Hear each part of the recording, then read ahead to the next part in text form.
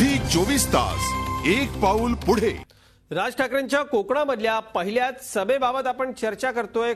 कोकण स्वारी जैतापूर अणु ऊर्जा प्रकल्पाचं राज ठाकरेंनी आपल्या खेडच्या सभेमध्ये समर्थन केलंय। किती कारखाने येत आहेत, काय काय येतंय, सगळं कोकणाच्या बोडक्यावर।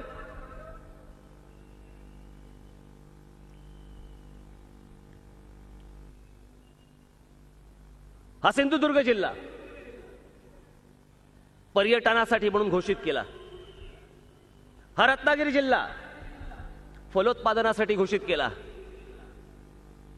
किती प्रकल्प झाले, पर्यटनावरती कोणते प्रकल्प आले, फलोत्पादनावरती कोणते प्रकल्प आले। मग हे सगळे 2 जिल्हे जाहीर केल्यानंतर देखील या संपूर्ण कोकण किनारपट्टीवरती कोळशावर चालणारे पॉवर प्लांट्स किती येत आहेत।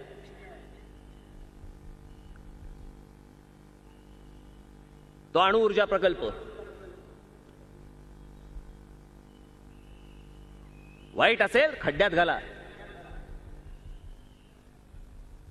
पण कोणीतरी याच्यावरती राजकारण करत असेल तर चांगली येणारी गोष्ट धुडकावू देखील नका। संदीप प्रधानांच्याकडे आपण जाऊयात। संदीपजी, जैतापूरच्या प्रकल्पाचं राज ठाकरेंनी समर्थन केलं। एकीकडे ते म्हणतायत जमिनी देऊ नका, पण प्रकल्पाचं समर्थन करताय, काय वाटतं आपल्याला?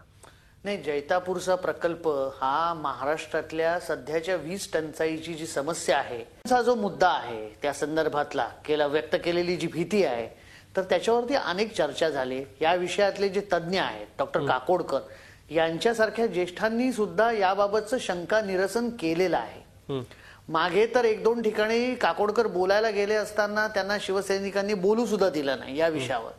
तर माझं काय म्हणणं आहे की या सगळ्या विषयामध्ये खूप चर्चा झालेली आहे आणि मला असं वाटतं की हे सगळं ना एक म्हणजे दुष्टचक्रासारखं आहे की एकीकडे आपल्याला वीज हवी, वीज नसेल तर उद्योग नाही, उद्योग नाही तर विकास नाही, विकास नाही तर रोजगार नाही। त्यामुळे एकीकडे आपण असं म्हणतो की महाराष्ट्र पिछाडीवर आहे आणि गुजरात पुढे चाललाय। एकीकडे गुजरात बरोबर तुलना केली जाते आणि त्याच वेळेला आपल्याकडे वीज प्रकल्पांना विरोध केला जातोय। कोकणाचा सुद्धा विचार केला तर आज त्यांनी मुद्दा कोळशावर आधारित विजेचे किती प्रकल्प आहेत, बरोबर। जर जैतापूर सारखा मोठा प्रकल्प होणार असेल तर मग एवढ्या कोळशावर आधारित प्रकल्पांची गरज आहे का याचा निश्चित विचार झाला पाहिजे।